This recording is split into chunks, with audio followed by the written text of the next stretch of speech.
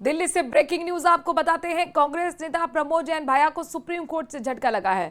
प्रमोद भाया पर दर्ज एफआईआर की जांच पर रोक से इनकार सुप्रीम कोर्ट ने कर दिया है। साथ ही कह दे कि सभी लंबित मामलों की जांच में सहयोग करें। 29 एफआईआर को क्लब करने और रद्द करने की मांग की गई थी। सभी एफआईआर को क्लब करने की दायर याचिका पर अब सुप्रीम कोर्ट ने अपना फैसला सुना दिया है। सुप्रीम कोर्ट ने याचिका पर राजस्थान सरकार को नोटिस भी भेज दिया है।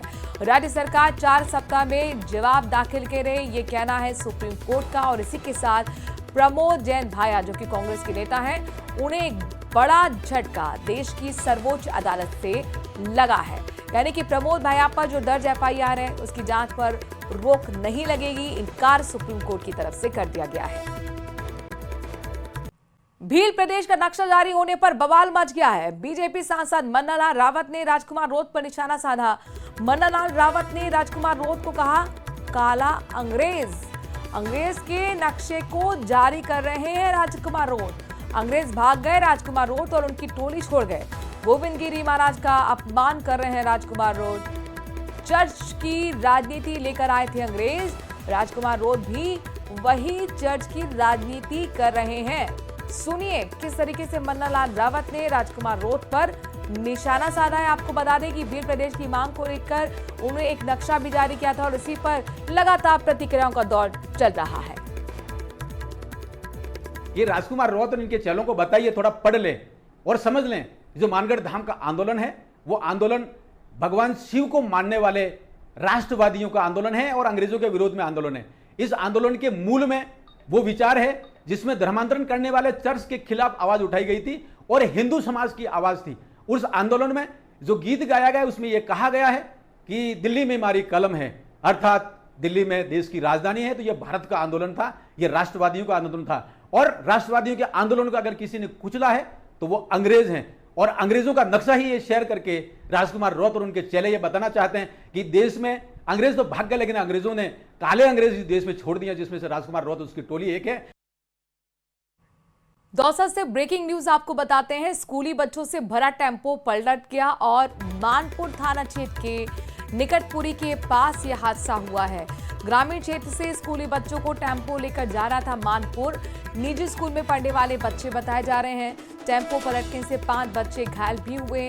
घायलों को मानपुर से अब दौसा रेफर किया गया है।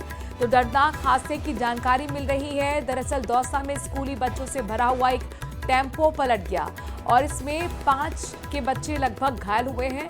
सभी घायलों को दौसा रेफर किया गया है। टेम्पो पलटने से 5 बच्चों के घायल होने की जानकारी मिल रही है। इन बच्चों के बारे में जानकारी ये मिल रही है कि निजी स्कूल में ये बच्चे पढ़ने जा रहे थे, सभी वहां के स्टूडेंट थे।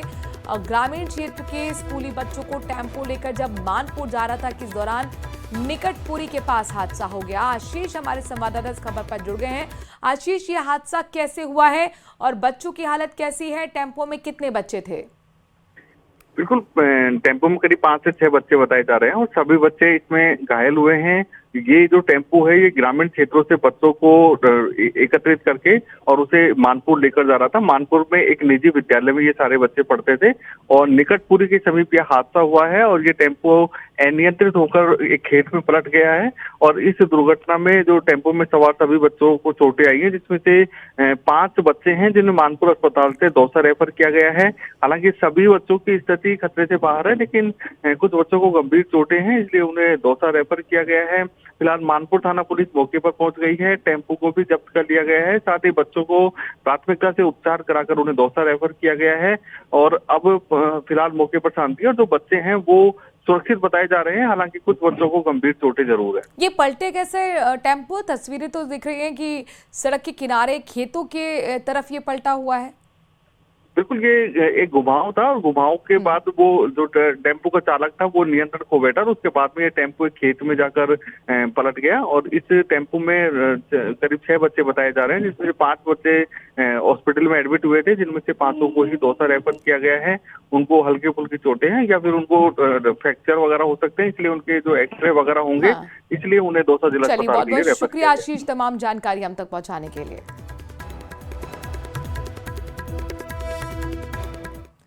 और अब बात करते हैं आज की बड़ी और महत्वपूर्ण खबर की। राजधानी जयपुर से बड़ी खबर आपको बताते हैं। अमित शाह कुछ ही देर में जयपुर दौरे पर आ रहे हैं और यहां पर कई कार्यक्रम हैं जिसमें शिरकत करेंगे। दादिया में खासतौर पर एक बड़ा कार्यक्रम सहकार सम्मेलन होने वाला है जिसमें शिरकत करेंगे गृह मंत्री और सहकारिता मंत्री अमित शाह। लंच पर सत्ता और संगठन के कामों की चर्चा भी अमित शाह करते हुए नजर आने वाले हैं। मुख्यमंत्री भजनलाल शर्मा ने अंतिम रूप से तैयारी की जा रही जो तमाम चीजें हैं, योजनाएं हैं, वहां पर काम है, उनकी समीक्षा की है।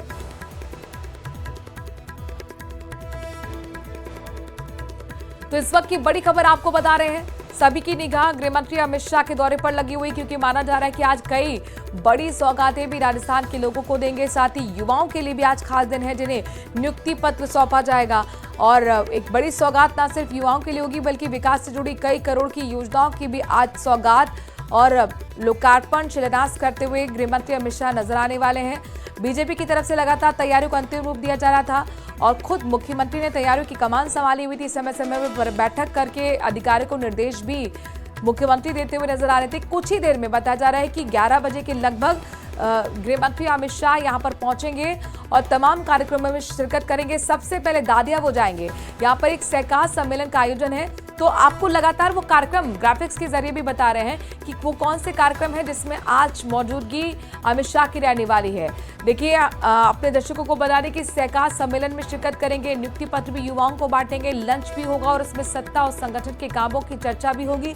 किस तरीके से डबल इंजन की सरकार रफ्तार के साथ काम करे, अंतिम व्यक्ति तक योजनाओं का फायदा पहुंचाया जाए, इसको लेकर प्रतिबद्धता यहां पर जाहिर करने की कोशिश गृह मंत्री अमित शाह की होगी। पंचायत चुनाव है, निकाय चुनाव है और ऐसे में एक बड़े निर्देश भी संगठन को देकर यहां पर गृह मंत्री अमित शाह नजर आ सकते हैं। मुख्यमंत्री भजनलाल शर्मा तैयारी का जायजा लगातार लेते हुए नजर आ रहे हैं। गोपाल क्रेडिट कार्ड है, योजना के तहत यहां पर फायदा जो लाभार्थी हैं उन्हें दिया जाएगा। सहकार एवं रोजगार उत्सव में किन किन कार्यक्रमों की यहां पर श्रृंखला है और कैसे फायदा लोगों तक पहुंचाया जाए, इसको लेकर लगातार सरकार काम करती रही है और उसी उपलक्ष्य में आज एक बड़े कार्यक्रम का आयोजन किया जा रहा है। 1400 लाभार्थियों के लिए आज बड़ा दिन होने वाला है।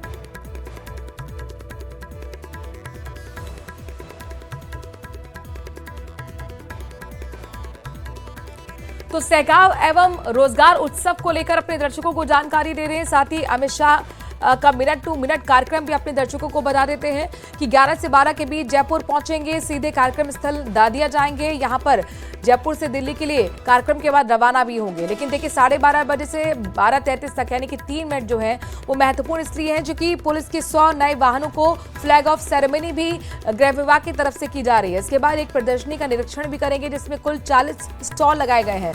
आगमन दीप प्रज्वलन के बाद यहां पर मुख्यमंत्री का भाषण भी होगा, इसमें स्वागत सत्कार भी गृह मंत्री का किया जाएगा। साथ ही सहकारिता विभाग की उपलब्धियों पर लघु फिल्म का प्रदर्शन भी है। और अपने दर्शकों को ये भी बता दें कि कई करोड़ों की योजनाओं का आज लोकार्पण और शिलान्यास कर एक बड़ी सौगात राजस्थान के लोगों को आज गृह मंत्री अमित शाह देने वाले हैं। श्वेत क्रांति 2.2 PDCS ऑनलाइन रजिस्ट्रेशन जो कि सहकार से विस्तार प्लेटफॉर्म की लॉन्चिंग भी आज ही होगी। राजस्थान सरकार की उपलब्धियों और रोजगार उत्सव से संबंधित फिल्म प्रदर्शन होगा। 5 संभागियों को नियुक्ति पत्र भी सौंपे जाएंगे। सहकारिता और रोजगार उत्सव से संबंधित 4 जिलों के संभागियों से संवाद भी करते हुए गृह मंत्री अमित शाह नजर आएंगे। देखिए, अमित शाह गृह मंत्री भी हैं, सहकारिता मंत्री भी हैं और इसीलिए ये कार्यक्रम बहुत महत्वपूर्ण हो जाता है। अपने दर्शकों को बता दें कि गृह एवं सहकारिता मंत्री अमित शाह का संबोधन भी करीब 2 बजे के आसपास रहने वाला है। बीजेपी के प्रदेश अध्यक्ष के साथ लंच का भी कार्यक्रम है, मुख्यमंत्री के साथ भी लंच का कार्यक्रम होगा और लंच के कार्यक्रम के दौरान यानी कि चर्चा करते करते इसमें किस तरीके से संगठन और सरकार को एक साथ लेकर आना है, किस तरह से समन्वय बैठाना है, ये बहुत महत्वपूर्ण होगा देखना कि किस तरीके से यहाँ पर चर्चा के दौरान बड़े निर्देश यहाँ पर सरकार को संगठन को देते हुए गृह मंत्री अमित शाह नजर आने वाले। बताया जा रहा है उसके बाद पार्टी के प्रमुख नेताओं से भी उनका मुलाकात का कार्यक्रम है। और चलिए इस बीच आपको बड़ी खबर बता रहे हैं। चुनाव से पहले मुख्यमंत्री नीतीश कुमार का बड़ा ऐलान आया है बिहार वासियों के लिए। बिहार में 1 अगस्त से 125 यूनिट बिजली मुफ्त मिलेगी। 1.67 करोड़ परिवारों को यह सीधा लाभ पहुंचाया जाएगा। सीएम नीतीश कुमार ने आज सुबह 8 बजे सोशल साइट एक्स पर इस बात की जानकारी खुद साझा की है। जी हां, बिहार विधानसभा चुनाव से पहले मुख्यमंत्री नीतीश कुमार का यह बड़ा दाव माना जा रहा है क्योंकि आप देखिए कि अब पिटारे खोल दिए जा रहे हैं। मुफ्त सौगातें की बौछार बिहार में बरसने लगी है। मुख्यमंत्री नीतीश कुमार आज सुबह 8 बजे अपने सोशल साइट एक्स के जरिए इस बात को ट्वीट करते हैं और कहते हैं कि बिहार की जनता को मुफ्त बिजली मिलेगी। 1 अगस्त से ये सुविधा शुरू हो जाएगी। 125 यूनिट मुफ्त दी जाएगी और 1 करोड़ मतलब 1.67 करोड़ लोगों को सीधा इसका लाभ मिलेगा। हुई जम्मू से आज अमरनाथ यात्रा के लिए कोई नया जत्था रवाना नहीं होगा। अमरनाथ यात्रा के बीच बालटाल में मड स्लाइड की घटना के बाद प्रशासन ने यह फैसला लिया है। अमरनाथ यात्रा में खराब मौसम के बीच भारी बारिश और लैंडस्लाइड की घटनाएं सामने आई हैं। मौसम विभाग ने अगले 48 घंटे में बारिश का अनुमान जताया है, जिसके बाद एहतियातन अमरनाथ यात्रा के लिए नए जत्थे को आज रवाना नहीं किया जाएगा। तो ये आपके स्वास्थ्य से जुड़ा हुआ है, आपको कोई परेशानी ना हो, क्योंकि शासन प्रशासन का यही बस मानना है कि आपके सुरक्षा से बड़ा और कुछ भी नहीं हो सकता है और इसीलिए आपकी सुरक्षा के मद्देनजर ही ये फैसला लिया गया है और अमरनाथ यात्रा के लिए कोई नया जत्था रवाना नहीं किया जाएगा जब तक कि मौसम विभाग की तरफ से पुष्टि नहीं की जा सकती है कि अब मौसम बिल्कुल साफ है, क्योंकि भारी बारिश की चेतावनी जताई जा रही है। ये बताया जा रहा है कि लैंडस्लाइड भी हो सकता है और बालटाल में इस बीच जो मड स्लाइड हुई है उस घटना के बाद से प्रशासन ने यह फैसला लिया है और खराब मौसम के बीच में भारी बारिश और लैंडस्लाइड की घटनाएं जो हुई हैं, इस तौर पर मौसम विभाग ने अगले 48 घंटे में फिर से बारिश का अनुमान जताया है और एहतियातन के तौर पर ही अब प्रशासन ने यह फैसला लिया है और नया जत्था रवाना होने पर अभी फिलहाल रोक लगाई गई है। प्रशासन ने भी किया है कि जब तक का नई गाड़ी मतलब कि जब तक ये नहीं बोला जा सकता है कि अब नया जत्था रवाना होगा तब तक आपको नहीं जाना है।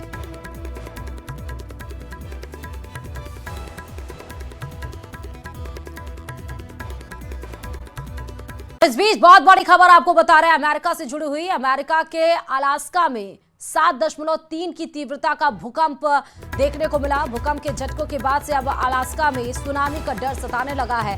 सैंड पॉइंट अलास्का में लोगों को जल्द से जल्द निकलने को कहा गया है। तस्वीरें आपके सामने हैं। 7.3 तीव्रता के साथ ये भूकंप के झटके अमेरिका के अलास्का में महसूस किए गए हैं। फौरन लोगों को घरों से बाहर निकलने के लिए बात कही गई है। अलास्का में लोगों को जल्द से जल्द निकलने को कहा गया है। अमेरिका से इस वक्त की बड़ी खबर, अमेरिका में भूकंप के झटके महसूस किए गए हैं। भूकंप की तीव्रता 7.3 बताई गई है। अमेरिका के अलास्का में भूकंप के झटके महसूस हुए।